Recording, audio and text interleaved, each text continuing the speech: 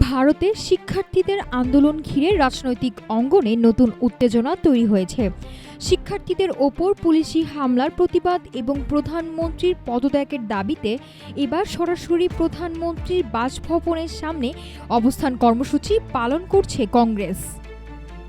ভারতে প্রশ্নপত্র ফাঁস, শিক্ষাক্ষেত্রে দুর্নীতি এবং শিক্ষার্থীদের ওপর পুলিশি হামলার প্রতিবাদে প্রধানমন্ত্রী নরেন্দ্র মোদীর সরকারি বাসভবনের সামনে অবস্থান কর্মসূচি পালন করছেন কংগ্রেস সভাপতি মাল্লিকার্জুন খাড়গে, বিরোধী দলীয় নেতা রাহুল গান্ধী, প্রিয়াঙ্কা গান্ধী সহ দলটির শীর্ষ নেতারা।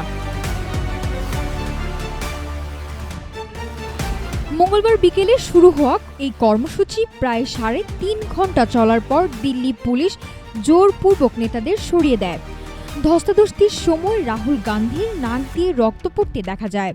পরে তাকে এবং অন্য আটক নেতাদের ছেড়ে দেওয়া হয়।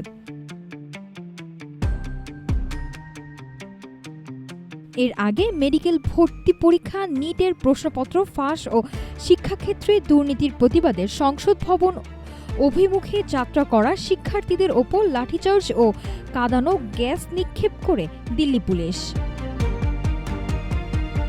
সেই ঘটনার প্রতিবাদেই কংগ্রেস নেতারা সংসদে আলোচনার দাবি জানান। তবে সন্তোষজনক আশ্বাস না পাওয়ায় তারা প্রধানমন্ত্রীর বাসভবনের সামনে অবস্থান কর্মসূচি শুরু করেন। সামাজিক যোগাযোগ মাধ্যম এক্সে দেয়া একাধিক বার্তায় রাহুল গান্ধী অভিযোগ করেন সরকার শিক্ষার্থীদের ভবিষ্যৎ ধ্বংস করছে এবং এই ঘটনায় প্রধানমন্ত্রী, স্বরাষ্ট্রমন্ত্রী ও শিক্ষামন্ত্রীর পদত্যাগ দাবি করেন। তিনি দেশবাসীকেও আন্দোলনে সামিল হওয়ার আহ্বান জানান।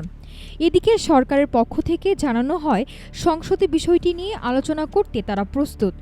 তবে শিক্ষামন্ত্রীর পদত্যাগের দাবি মেনে না নেওয়ায় পরিস্থিতি অবনতি ঘটে এবং শেষ পর্যন্ত পুলিশ নেতাদের সরিয়ে দেয়।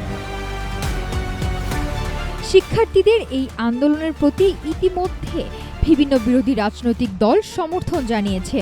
কংগ্রেসের এই কর্মসূচিকে ভারতের সাম্প্রতিক রাজনীতিতে এক ব্যতিক্রমী ঘটনা হিসেবে দেখা হচ্ছে, কারণ এর আগে কোনো রাজনৈতিক দল প্রধানমন্ত্রীর সরকারি বাসভবনের সামনে এভাবে অবস্থান কর্মসূচি পালন করেনি। শিক্ষার্থীদের আন্দোলন এবং বিরোধী দলগুলোর চাপের মুখে সরকার কী পদক্ষেপ নেয়, এখন সেদিকে নজর ভারতের রাজনৈতিক মহলের। নাফিসা মিয়া, ঢাকা টুডে।